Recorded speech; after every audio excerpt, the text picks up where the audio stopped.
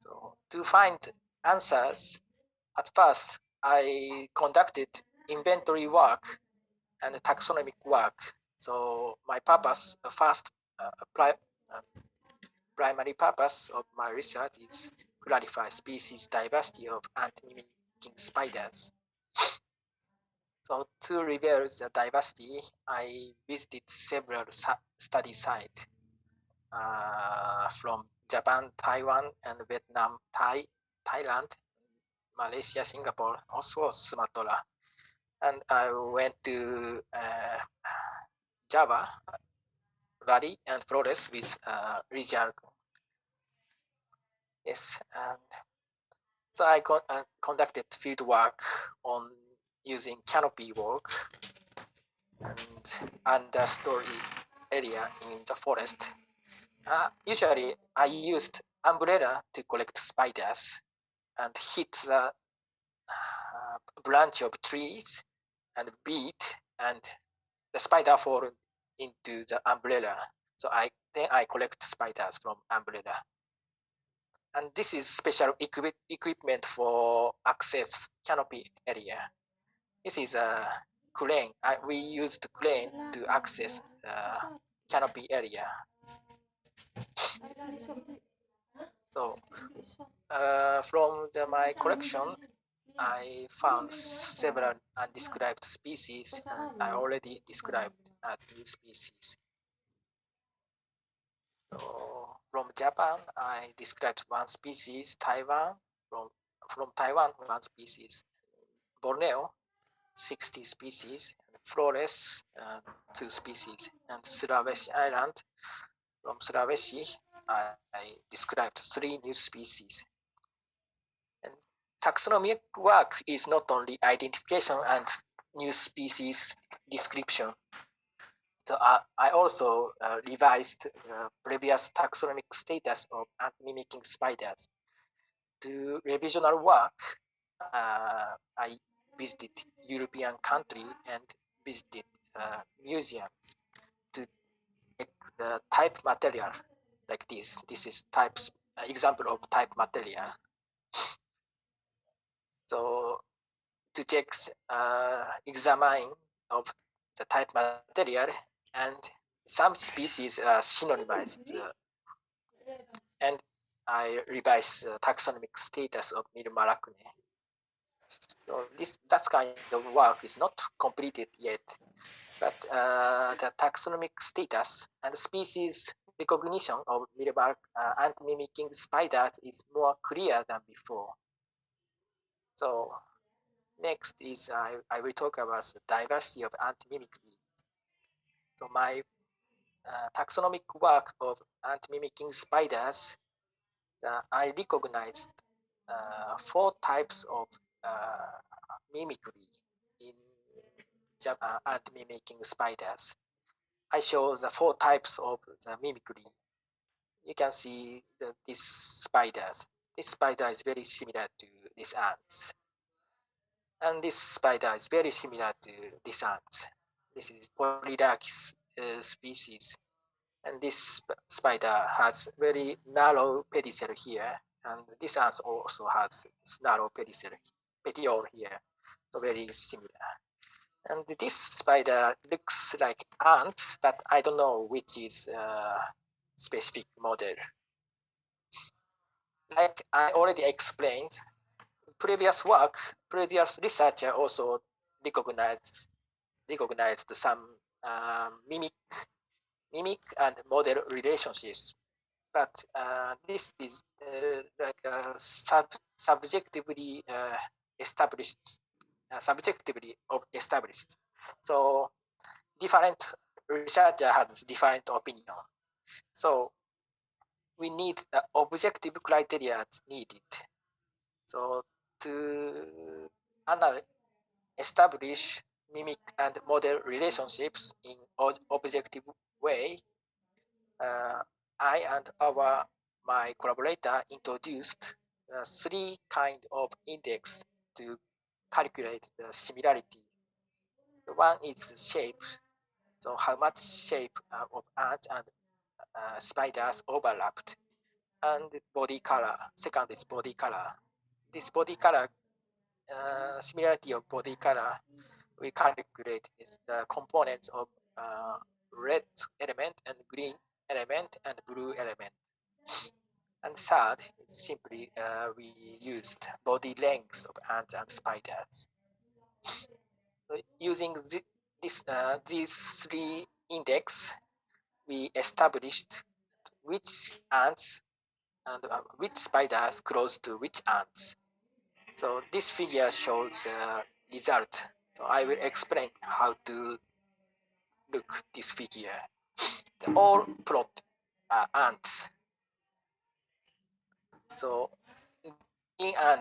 green plot belong to ants and red plot belonging to Camponotus ants and the yellow plot belonging to Crematogaster ants. So and this figure explained which ants close to these spiders. So Milimara articephalon. So as a result, this ant, red ant, has a high similarity in shape and size and color. So I concluded so this Camponotus sandersi is a model of this ant mimicry spiders.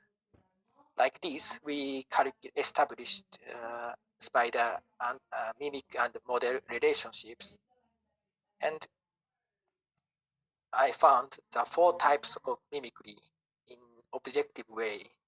So one is Ecophila mimicry, and second is Polylachis mimicry, and third is Tetraponera mimicry, and fourth is Camponotus mimicry. So to overview or to know the evolution of this mimicry, I conducted phylogenetic work of Miromalacne species. So phylogenetic work, I used CO1 and 16S region of mitochondrial DNA and 28S fragment of nuclear DNA. So you can know that four types of mimicry has been evolved in different clades independently. I mean, the ant-mimicking spider has specific mimicry, and they doesn't have same ancestor. The evolution is convergence. So different clades in independently evolved specific mimicry. So like, for example, this is Ecophila mimicry. So model ant is this Ecophilus malactina. The mimicry evolved, the specific mimicry of these ants evolved this grade and this grade and this grade independently. Like this, the Tetraponera mimicry also evolved in different grade. So my small conclusion of my question is existence of suitable ant model functions a trigger for ant mimicking spider to diversify. So important things is diversity of ants and very suitable ant for mimicry. And specific ant mimicry has evolved independently in mid-molecular phylogeny. So that's evolution is convergence. So next, my top question is how does the diversity of ant mimicry and ant mimicking spider is maintained? So how the coexistence of many species is possible? So to find the answer, I focus on the niche partitioning for coexistence of multiple species. So to find answer, I used stable isotope analysis of nitrogen. So before I move to this story, I would like to explain the background of coexistence. This is one example of experimental example. In this experiment, two Paramecium species are used. So when two Paramecium species cultivated in the same different petri dish separately, their population is increased and keeps the population, so they can live alive independently. But the two Paramecium species is mixed and cultivated. One population of one species extinct and another population is increased. So it means if several species living together, when living together, there is some competition among organisms. But in nature, we can see many species living together. So this is a background, the one of theory of coexistence. In this example, I will talk about this cormorant bird in Japan. So in Japanese river, normally these two cormorant birds are living together, these two species. But they can live together because their food components are different. So this species mainly they eat the fish one and fish two. Another species they usually eat fish maybe 4 or 5 and shrimp. So to partition of food, it become possible to living together. This is one theory of niche partitioning. So now I will talk about the spiders. So do you know what do the spiders eat? So usually spiders are generally carnivorous. So they eat other insects and spiders. Like this, they eat insects and spiders. But sometimes they also eat vertebrate. They eat frogs and bird and mammal also. However, recently it is become clear the spider sometimes they consume plant-based food. So the using plant-based food has been observed in more than 60 species. So I show the 3 pictures. Like this, the spider actually not eat. They suck the liquid from a plant, like honey, dew, and nectar. So many spider species had consumed plant-based food. So in ant-mimicking spiders, I also observed one Myrmalacne species is consumes honeydew from extrafloral nectary. So I start to clarify their food habit using stable isotope analysis. So before I show the result of isotope analysis, I would like to explain what can be clarified by isotope analysis of nitrogen. So this is a simple food chain. So each organism has a rule in food chain. So base one is a producer. Usually they are photosynthetic plant, and herbivores eat plant, and herbivores eaten by primary consumer, and primary consumer also eaten by secondary consumer, and this chain leads to top predators. So by using stable isotope of nitrogen, we can know the position of this trophic level. So between each trophic level, there is 3 differences of nitrogen value. So using this criteria, I analyze anti-mimicking spiders. So before spiders, I show the ants. So please see this value. This is the leaf and liters nitrogen value of leaf and leaf liter. And please check also this part. This is ants. This nitrogen value of this ant is close to plant and a little bit higher than plant. So it means that these ants consumes plant. So herbivorous ants. So next is please check. Look this leptogenous ants. Their nitrogen value is highest in these samples.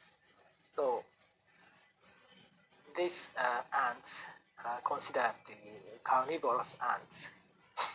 So next I move to spiders. So please check these spiders, Myrmalacne SPH and Asimilis. Their nitrogen value is very close to the herbaceous ants. So it suggests that these two spiders mainly they consume the plant-based food. So they are herbaceous spiders. And the next, please see these spiders. This is not Myrmalacne, but Sphecotypus polonensis and Myrmalacne malayana. Their nitrogen value is located between herbaceous ants and carnivorous ants. So it means they are omnivorous. So they rely on food-based plant-based food, and sometimes they also eat other insects. So from those results, I found answer to this question. So ant-mimicking spiders use food belonging to several trophic levels, so plant to insect. So that kind of niche partitioning for food may be one of important factors for coexistence of multiple species.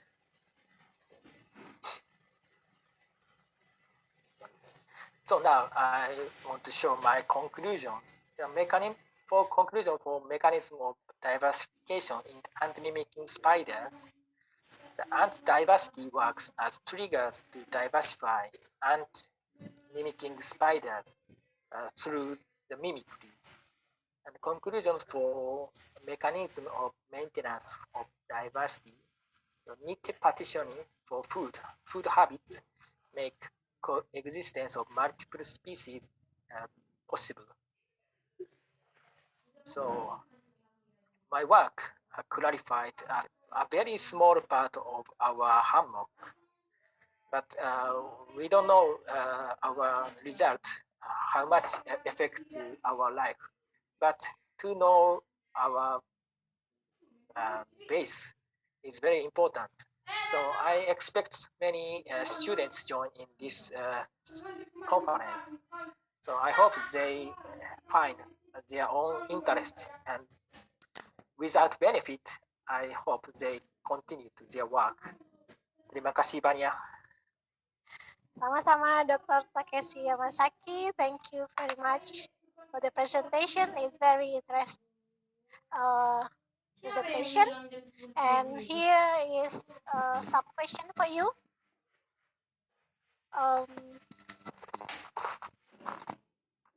You have talked to us about your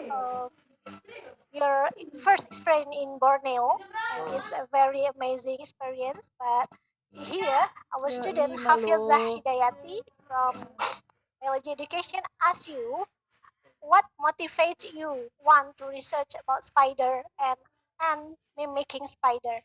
And also they want to know how can we recognize the ant mimicking spiders correctly within a few seconds, because many people here cannot answer your question before, except Mr. Rijal Satria.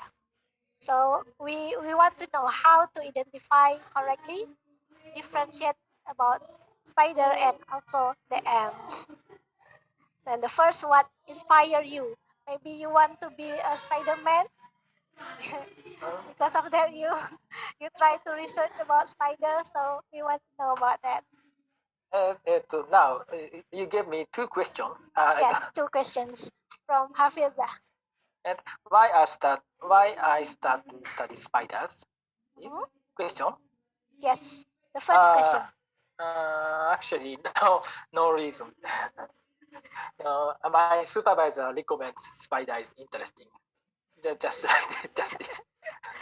Not because of Spider-Woman, Spider-Man. No, No, yeah. actually, uh, I like fish more than spiders. So the spider is Oh, my just research. But okay. if I continue to study spiders, I found many interesting scientific topics. So I like spider in research. But in my life, I don't like the spider so much. So second is how to recognize the ant mimicking spiders and ants, right? Yes, How to say just just practice, just to practice. just But practice. yes, but in picture it's too difficult to recognize spider as ants. But in the field, in the nature, it's very easy because ant mimicking spiders belong to jumping spiders, and jumping spider has very big eyes, and the spiders recognize moving. So if I pass in front of ant mimicking spiders, they look to me like I and spiders face to face. But ants, they recognize the world as by antenna, so ants doesn't look at me. So can you understand? The Yes. spider, jumping spider has very good eye, so they look to me. But ants doesn't look to me in the field, so I can recognize which one spiders very easily. Okay, because your practice has many Yeah, long time practice maybe. is important. Yes. Yes, like in English we say practice make perfect. So you know in a few seconds it is an or spider. Okay, thank you very much for the explanation. We continue to the next question from Ibu Dr. Yuni Ada.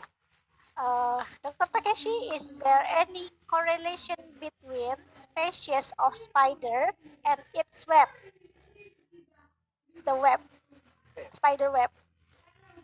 If there is any correlation between species and what the composition of its webs? Do you research about the web? Oh, sorry, No, no, you uh, study? the that ant mimicking spiders usually doesn't make the web. Oh, So amazingly. of course they use web, but how to say, like a sheriff, Mhm. like a uh, they don't make web for capture plays. Actually, jumping spider, no, ant mimicking spider uh, run and capture the plays directly. So how to say, the spiders, that ant mimicking spider make a nest using web, but not like that kind of web. And composition of web is protein. Protein. Yes, protein. I don't know the food affect the component of web or not.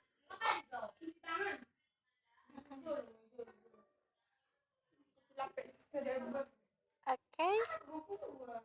Uh, mhm. Yes, this is the question before.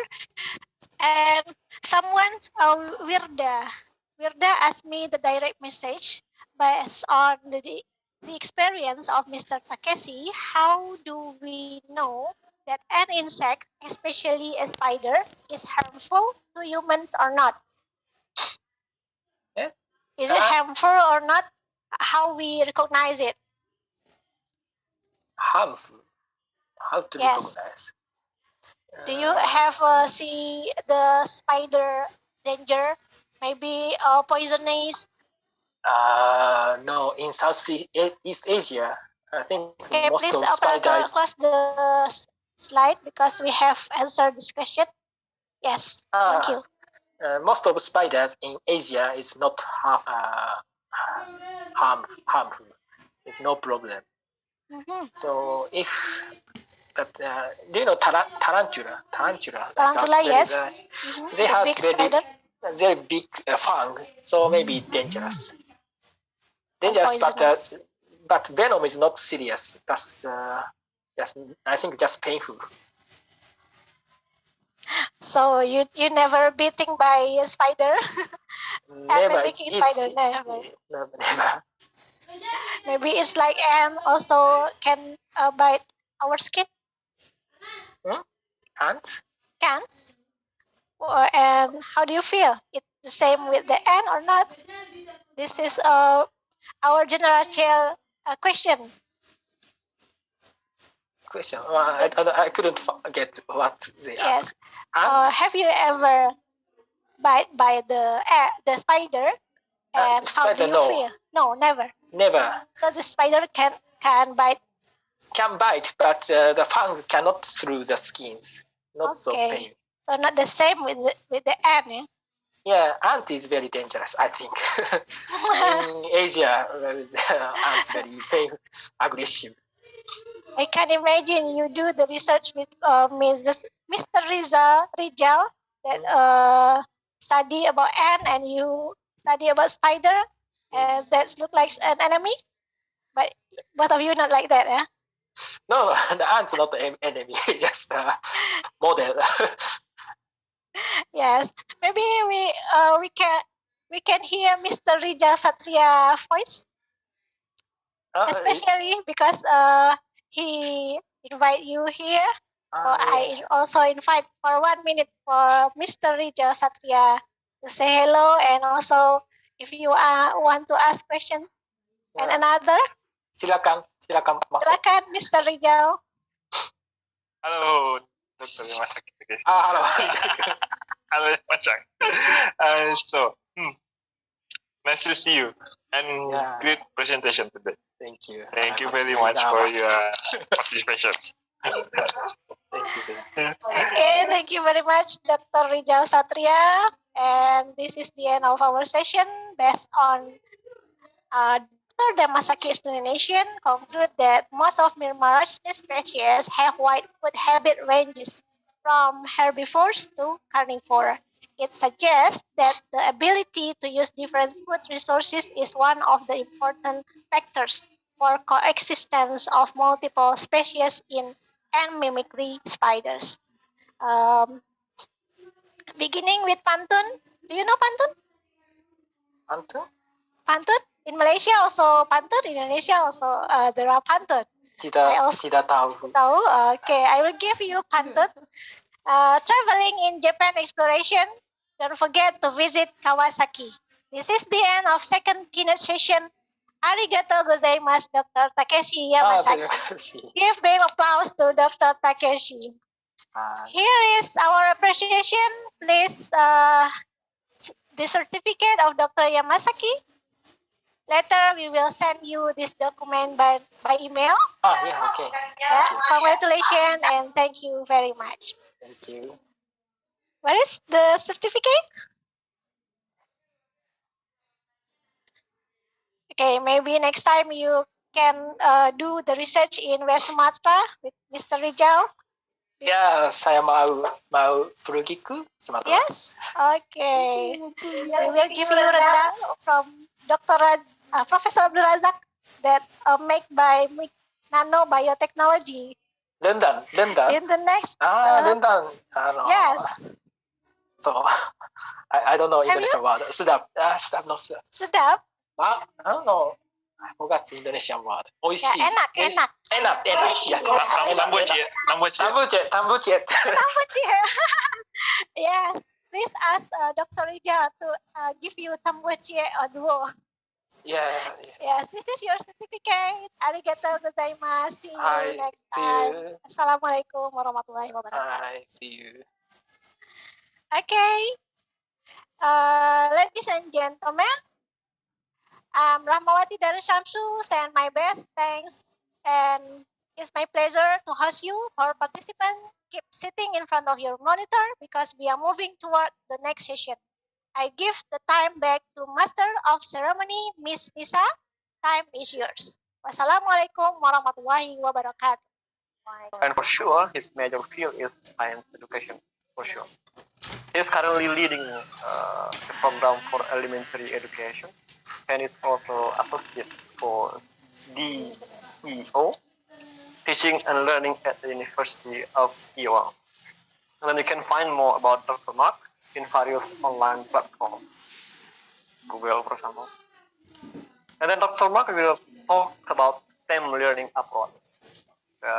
We don't know about STEM now, but Dr. Mark will tell us about STEM. So he will talk about STEM learning approach in order to improve student understanding and building that experience, that model, the experience of science. So to make it shorter, I will show you the presentation of Dr. Mark through a video. So please keep your eye open and enjoy it. Yeah.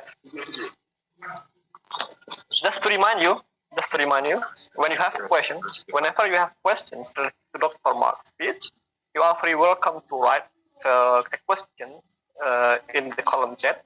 Then later Dr. Mark will respond to each of your questions after break, and I will do that too.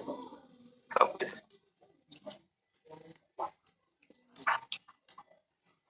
Good morning. My name is Mark McDermott. I am the Associate Dean for Teacher Education and Student Services here at the University of Iowa. And prior to starting in this position a couple of months ago, I've been a faculty member here in Science Ed for the past 7 years. And in that role, I've taught methods courses for our elementary students and our secondary students who are becoming secondary science teachers. So as a part of that work, I've been fortunate enough to work with lots of different researchers, lots of different stakeholders in K-12 education and higher ed on some of the things I'm going to talk with you a little bit about today. And so I'm hopeful that this presentation will provide you not only a little bit of background on some of the things that I've been able to study and some of the work that I've been able to do, but also hopefully give you some ideas and some thoughts about things that you could use in your own classroom with your own students in a productive way. Before I start, I want to thank the conference organizers. First of all, thank them for selecting me to speak with you. I appreciate the offer and I appreciate the opportunity to share a lot of the research and the information that we collected over really the past 15 years or so. But I also want to thank them for their flexibility. Obviously, I am not joining you synchronously online. This is a recorded presentation, and because my schedule changed at sort of the last minute, they were gracious enough to allow me to record this presentation and pass it along in this format. And then a little bit later in the presentation or in the conference today, I will be available online but live in order to answer any questions that might come up on the presentation. So I look forward to that, and I hope that this gives you an opportunity to think about not only things that you can do in your own classroom and with your own students, but also some things that you might want to ask me about a little bit later. So my presentation, I titled Argumentation and Multimodal Communication in STEM Learning. Like I said, I've been fortunate enough to be involved in higher education for the past almost decade. But before that, I was a secondary teacher, a high school biology and chemistry teacher. And a lot of the things that I'm going to talk about in this presentation have been things that that I've used both as a high school instructor and also as an instructor at the college level. So I'll start by giving you a little bit of an overview of my overall goals for the presentation. First of all, I'm going to talk a little bit about overall framework and approach to providing a learning environment that's based on an argument-based, immersive science learning format. And I call that the ASSIST approach. It's built on the SWH. I'll talk to you a little bit about those acronyms and what they stand for. But more than anything else, the way that I want to discuss that and describe that is it provides, in my mind, an overarching framework that can be utilized to set up and develop an effective science learning environment really at any grade level. And so I'll tell you a little bit about the structure for that. I'll tell you a little bit about how we try to set up those sorts of learning environments and the different characteristics that we think are important. After talking about that, I'll talk a little bit about some more specific instructional techniques related to writing to learn and multimodal communication that, again, we've been able to study over the course of the last several years, but also been able to utilize in classrooms of students of different ages. And then I'll try to talk a little bit about the connection between all three of these different parts: STEM learning, argumentation, and this very specific technique of multimodal communication.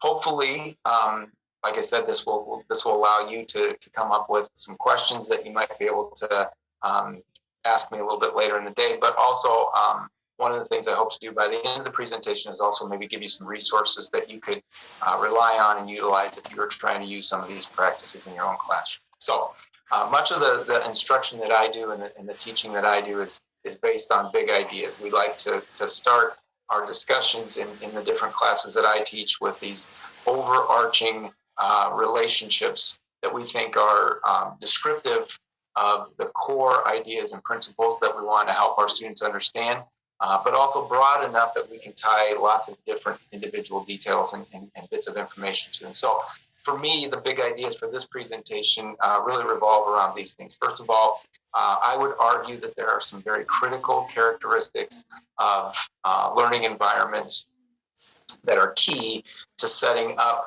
the type of environment format that you want to foster if these are the sorts of instructional practices that you're going to use. And I'll try to present some of those.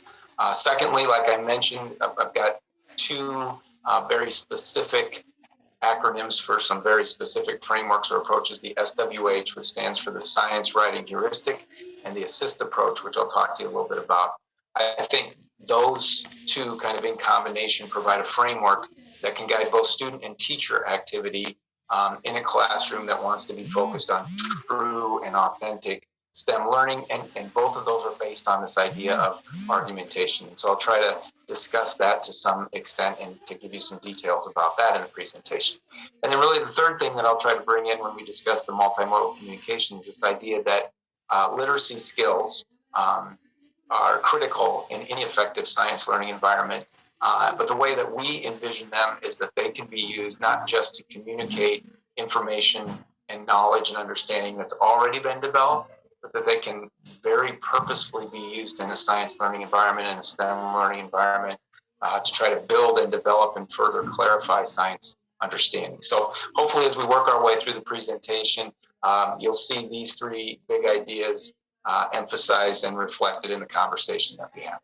A lot of this work that we've done, like I said, over the course of the last 10 to 15 years has really been influenced by a lot of things that are happening here in the United States, some things more generally across our nation, and other things that are maybe a little bit more specific to the local environments that we're in. But I think there's three things that have really influenced what we've done. Number one, there's been an emergence over the course of really about the last 5 to 7 years of the next generation science standards throughout the United States. And that has then influenced individual states and the standards that they have. So for example, here in the state of Iowa, where I'm at, we have what's called the Iowa Core Science Standards, which guide for our K-12 schools, guide the science understanding and curriculums that are developed in the different individual locations. But the ideas and the principles and the concepts in the NGSS are really influential and have been influential throughout the last couple of years. And so the biggest thing in my mind that comes out of this emergence of the importance of the NGSS has been that the science is both about understanding, developing core conceptual understanding, but also about implementing the practices and the processes of science. We want students in our classrooms to develop that understanding while they are implementing and utilizing the different practices and procedures that are a part of the scientific enterprise. And so everything that happens in our K-12 classrooms and everything that happens in our classrooms here at the university level should involve the intersection of those two ideas. Related to that has been an emphasis that's been, again, both nationally and a little bit more locally for us here in the state of Iowa, this emphasis on an idea of STEM integration. And when I talk about STEM integration, the core of it for me is I want to help people understand science. I am a science educator. I have helped develop science learning environments. My goal is to help students understand science concepts. But I would argue that in order to understand science concepts truly and deeply and most appropriately, you need to integrate the use of technology. You need to integrate opportunities to apply the science understanding in an engineering context. You need to integrate the use of mathematical processes and procedures to develop and show relationships that are found in nature and in the scientific concepts that you're interacting with. And so in my mind, the most important aspect of a STEM learning environment is this idea of integrating the different disciplines to help students understand core foundational concepts. And so from our perspective, we look at that really as an epistemic tool, that being purposeful and meaningful about integrating the different STEM disciplines is really a way to increase the opportunities for students to learn. And so by integrating in an effective way, we're actually helping our students understand the science concepts at a deeper and a more profound and a more clarified level. The third thing that we really want to do, and that has influenced a lot of our work, has been this idea of relevance. And on one hand, what I mean by relevance is what's relevant for students in one geographic region is probably going to be a little different than what's relevant for students in another area. So even though we have national standards, the next generation science standards, that will promote a sort of unified vision of what science should be like in the United States and what concepts should be dealt with, we also need to recognize that in different specific locations, different specific topics or different specific phenomena are going to be of more or less interest. And so we need to develop our science learning environments around foundational and core concepts, but we need to be alert to and recognize the specific interests of the students in a specific area. I would argue that also means we need to be relevant in terms of the way we engage our students. For example, the use of technology. We want the technology use that happens in classrooms to mirror the sorts of ways that students are using technology in their lives outside of the classrooms. And so all of these things come together and are influencing and are impacting the way that we view science learning and setting up science learning environments. And all of the things that I'm going to discuss really have been filtered to some extent and have been viewed to some extent through a lens of how they interact with these three core challenges. If you look at the broad literature in science education, and really if you look in the resources that are available to teachers, I would argue you see a couple different continua that sort of show up in terms of ways that stakeholders in education are offering teachers to meet these challenges that I mentioned on the previous slide. So, for example, I would argue that there is a continuum relative to curriculum planning when it comes to science learning and science teaching. And on one end of that curriculum continuum would be curricula that are developed for teachers, that are predetermined, that are given to the teachers, and then the teachers just asked to employ the curriculum that someone else has developed for them. On the other end of the spectrum would be curricula that are developed by the teachers themselves as the learning is emerging in their classroom and is responsive to the students. these would be more flexible curricula. These would be more relevant, locally relevant curricula that are developed as the teacher is interacting with their students. The work that we do is placed much more on this end of the curriculum, of the continuum. We are trying to develop frameworks and processes and templates and tools that will help teachers be more responsive to the learning that's emerging in the classroom as they're working with their students, rather than coming at it from a perspective of, we're going to hand you a curriculum that someone else has already developed and ask you to implement this curriculum in your classroom without ever having been involved in the actual production of the curriculum. That's not the way that we look at it. I would argue that there's a similar way to view instructional strategies and the different ways that you can use instructional strategies in your classroom.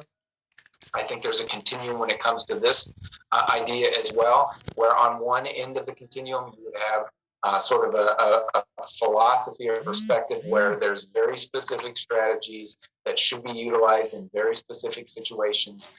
Teachers don't have much choice. They have sort of predetermined uses of particular strategies, and at this point in this lesson, they will use that particular strategy. Versus helping teachers realize that there is sort of a suite of possibilities when it comes to different particular instructional strategies that can be used in a classroom. The teacher has some choice in which strategies to use based on what the students are or are not understanding, or what the students are or are not engaged in. And as the teacher responds to the students, the teacher is also making some choices about which strategies are most important in the moment and in the specific situation that's emerging. Again, we would place our work more on that end of the continuum. We would place our work from a perspective that we want to provide teachers with a suite of possibilities, with a range of instructional practices that they can use, or instructional practices that they can use in very flexible ways, depending on the situation that exists. And then they can use it really throughout the year or throughout the curriculum. So what I'm going to present to you is going to be, like I said, a framework that is a little more flexible, that is a little bit more emergent, that is a little bit more responsive to student ideas maybe than some frameworks that you might be familiar with that are relative to science teaching and learning. And the acronym that we use to describe our approach is ASSIST. ASSIST stands for the Argument-Based Strategies for STEM-Infused Science Teaching. That's just our way to refer to the overall framework that we try to create. It's, as I mentioned, it's based on the science writing heuristic. My colleague here at the University of Iowa, Brian Hand, was instrumental in developing that particular approach. So we've used that approach, but we've tried to combine that particular approach with the idea of coming up with some tools and some resources for teachers to use as they try to implement these practices in their classroom. So this approach is built on different levels of focus, and the first level is the broadest level. And the first level takes into account the fact that we would argue there are some very important broad characteristics that need to be true of any classroom environment, any learning environment that's going to try to employ this particular approach. So, for example, we really emphasize the idea that we want students arguing, we want students debating, we want students negotiating, but it needs to be clear that the students are negotiating and arguing and debating ideas and concepts and not people. This is not an argument about whether or not you like a particular person. This is an argument about whether or not you agree with the claims that a particular person is making about the scientific concepts that they're interacting with.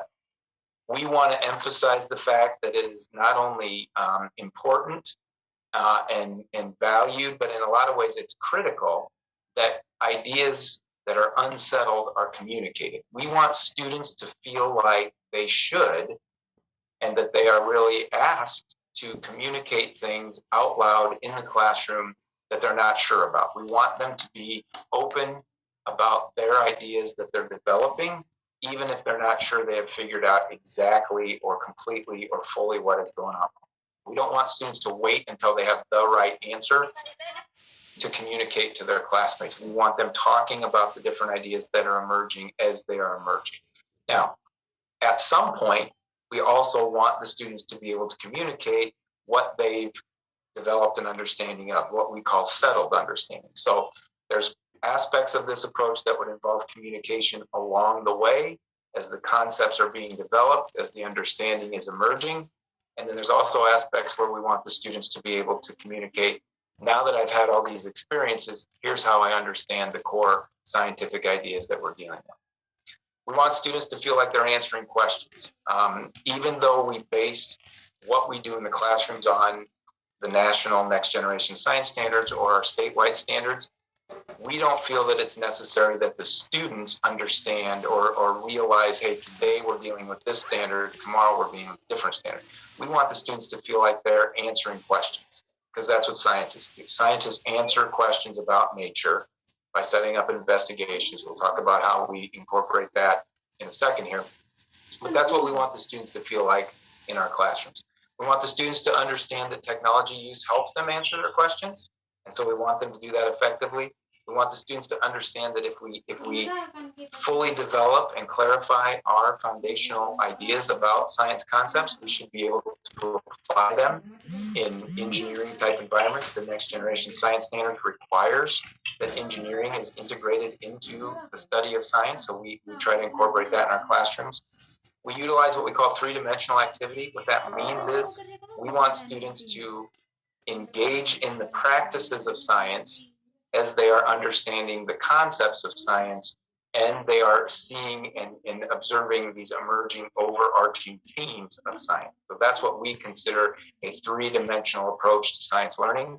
And then we want things to be relevant and local and engaging. We want students to feel like they are dealing with questions that they might legitimately have in the local area that they're at as a way to better understand science concepts. All of this is happening in this fairly complex environment or atmosphere for science learning. But in my opinion, if these characteristics aren't true, then it's going to be really difficult to utilize the more specific instructional practices that I'm going to talk about in a second. This needs to be the way that the overall learning environment is set up in order to then utilize some of the more specific practices that I'll talk about in a second. And so the second level, getting a little more specific to specific instructional practices, is the implementation and the use of this argument-based framework with STEM infusion into the classroom setting. So in this classroom environment that we've set up that looks like this, we now want the students engaged in some more specific types of activities. So for example, we want a consistent experience in the science classroom in which students are asking and answering questions about nature. We want them answering those questions by developing their own investigations, setting up their own tests, making their own observations to collect their own data. As they're doing that, their goal is to come up with a claim backed with evidence about the different things that they are encountering and learning about in nature. And then after they develop their claims and support those claims with evidence and maybe argue with their classmates and their peers about those things, they will then compare their understanding and their ideas to understanding and ideas that have been developed by others. That might mean looking at the information that's in a textbook. That might mean looking at information that's in some sort of source outside of what they've come up with and comparing their ideas to scientifically accepted ideas. Now, as that's happening, we're also infusing math into the process. We're using technology. We're applying through engineering. And then at the end of all of this, and really throughout the experience, we're asking the students to communicate. So that's the sort of overall approach and procedural aspect that we want to involve our students in the classroom. Those are the actions we want them engaged in. But you'll notice on the other side of the screen, I've listed some questions that can get addressed and negotiated. Our perspective would be that argumentation can happen at each of those different levels. Students can be engaged in argumentation as they come up with questions. They can argue and debate and negotiate and discuss what questions do we need to be answering to find out the things that we're most interested in finding out about nature. We want the students to engage in argumentation about the investigation. What's the best way to set up the investigation? What tools are the best ones to use? Why is this tool more effective than this tool? Why is this measurement more effective than this measurement?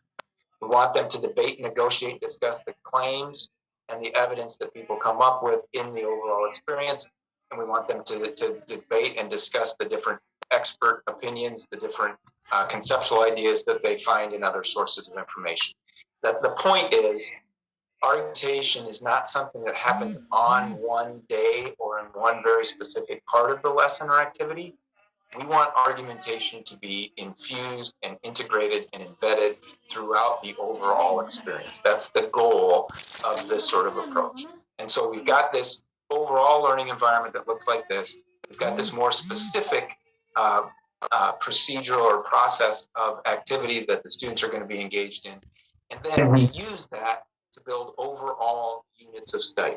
And so in the science classrooms that I try to develop, or the science classrooms of the teachers that I work with, the instructors that I work with, the professors that I work with, here's what we would want to see happening.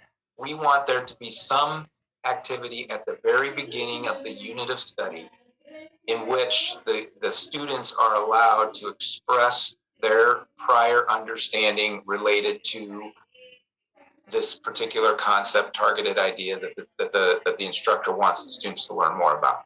We want students to have an opportunity to come up with questions that they want to answer. We want students to have the opportunity to work with the instructor to develop big ideas that are going to guide the overall experience. All of this is the result of the students engaging in some interesting, curiosity-provoking events that they then have to make some sense of as they go through the rest of the unit of study. And the way that they make sense of it is by answering their questions, clarifying their big ideas by doing those things that were on the previous slide. The students will answer their questions by developing tests or investigations to collect data, making claims backed with evidence, consulting with experts, tying all of that together, communicating with their peers, discussing how that all fits together, and eventually being asked about their understanding in some sort of summative assessment.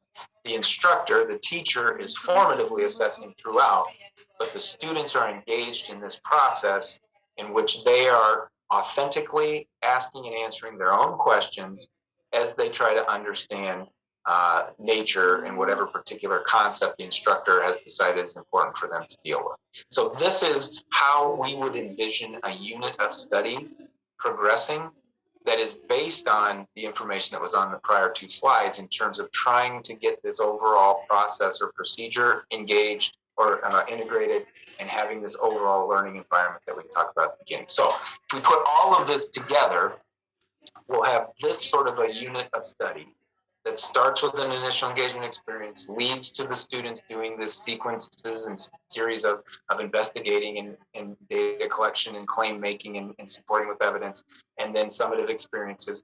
That's going to happen. And as that's happening, argumentation is consistently and continually taking place. The multimodal communication that I'm going to talk about in a second will be integrated into the experience as well. But that's what we want to happen in the classroom. Now, that will be more likely to occur if these general characteristics of the learning environment are emphasized. And we realize that in order for that to happen, you can't just walk into the classroom and ask students to start being engaged. There's planning that has to take place that the teachers have to be involved in before they get into the classroom that will lead to an overall process or procedure like that. At the end of this presentation, I'll tell you about a resource that we've developed that can help people plan these sorts of units. I don't have time in this presentation to go into all the specific details of the planning, but the idea would be we want planning to take place in a way that would lead to a learning experience that is emphasizing students asking and answering their own questions by running investigations to collect data so they can make claims backed with evidence, and then they can consult with experts before they communicate their overall understanding. That at the core is what we do. And as we do that, we're combining in our minds this overall instructional approach with this idea of putting it all together into a unit plan, and all of this being based on the next generation science standards, right? In a university setting, you may not have something equivalent to the next generation science standards, but what you would want to find out is, and how can I engage them in learning about these concepts by asking and answering questions running investigations, collecting data, making sense of that data to come up with claims backed with evidence, and then compare the claims and evidence to what other expert sources would say. So this, in a very broad way, is the sort of argument-based, STEM-infused science learning environment that we try to develop. Now, as a part of that, we utilize several different specific